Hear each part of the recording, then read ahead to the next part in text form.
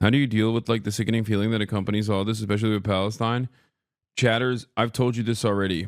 Being a leftist is being on the right side of history, being correct but too early, and also constantly getting yelled at, constantly engaging in constantly talking about things that are directly at odds with the powers that with the pre-existing hierarchy.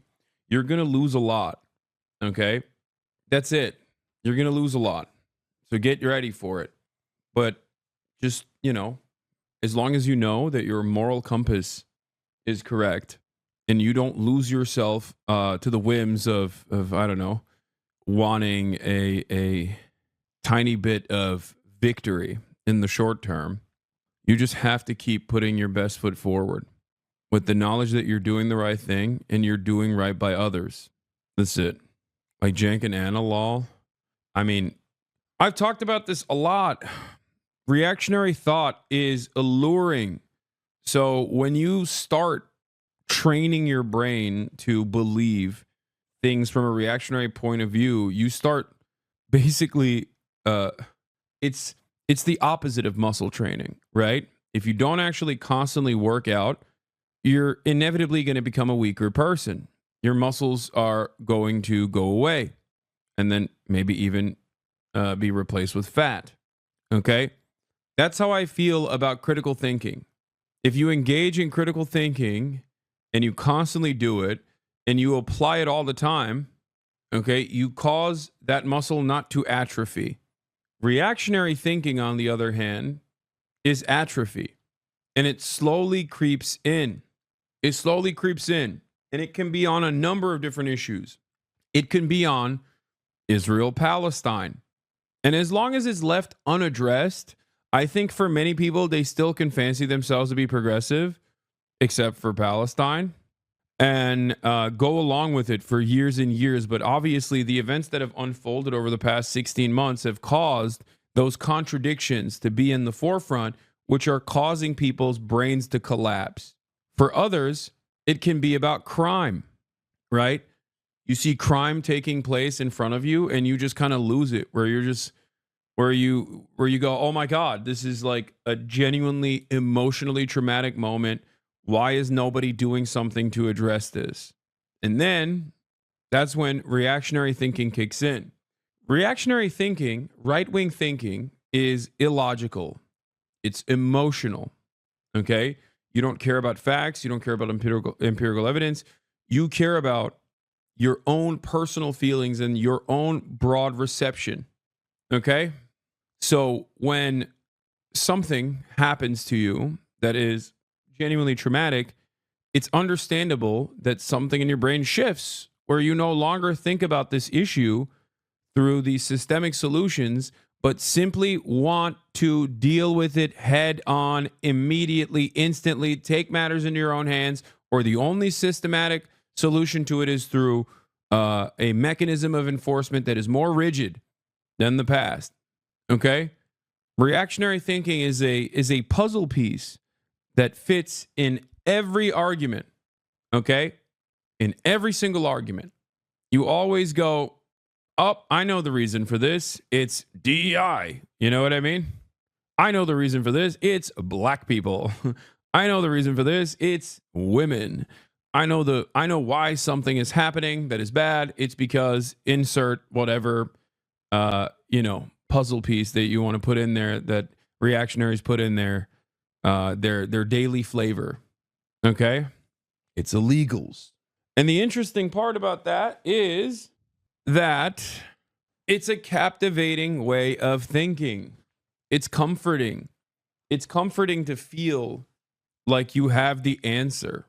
It's comforting to feel like you are aware of all of the issues, and that their solutions almost always are just someone else. And especially when that someone else is marginalized, then it's much easier to tackle that problem. That's it. Do you think that conversation can lend itself to the type of a freeze that it meant for the tariffs for Canada and Well, Mexico? There are a lot of people who act like they're doing the world a favor by publicly espousing progressive politics, but the moment it affects them personally, they go full-blown reactionary because they now actually address their own biases. They just said everything you wanted them to say. Yeah, and I think that is actually part of the reason why it's pure projection when like Anna or other people will say like Hasan is totally captive. He's a slave to his audience. Am I radicalizing my audience because I'm a, socialist who loves undermining American empire by doing acts of terror, and I'm actually radicalizing my audience? Or is it actually that I'm a captive to my audience, I'm a slave to my audience, and I have to portray my point of view? Maybe it's neither of those things. Maybe these are genuine opinions that I hold, and I'm uncompromising and routinely yell at my own audience all the time when they say some silly shit. It makes no sense, but it doesn't have to make sense. So when someone like Anna says like Hasan is a slave to his audience, or Destiny used to say this all the time too, Epstiny, Sexpestiny, Hasan is audience captured. Hasan is audience captured. When they say stuff like this, it's actually projection. It's no different than saying you're virtue signaling, right? You're coming to the conclusion that the values that I'm espousing are virtuous, but I simply cannot truly mean it. I must be doing it for some cynical reason. Because if you were in that similar predicament, you'd be doing it for a cynical reason. As a matter of fact, maybe you are actually advocating for the things that you're advocating for some cynical reason right now. That's all this is. Okay? And I think for a lot of people, it truly stems from personal vendettas. It stems from personal insecurities. And I think people, maybe I'm like a little too autistic, okay? But for me, I care about your output more than the personal back and forth that we have.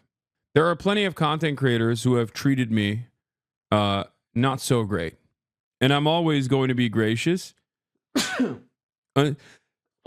until it gets to a point where they're just like so overtly hostile that they are deliberately playing the role. Ethan isn't being cynical though. He does think you're racist, but he's also very stupid. Okay. That's not, I wasn't even necessarily talking about Ethan here, but that's funny that you said that. Okay.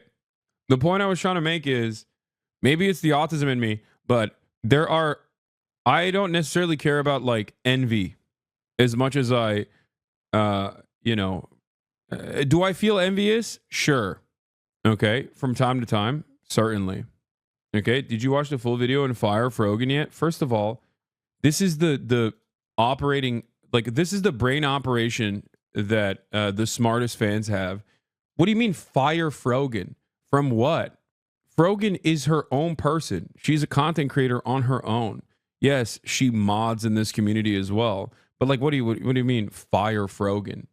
No. And the answer is no. Over what? Hummus? Shut the fuck up. Okay. Oh my God, I can't believe she wanted to make a 9/11 cake.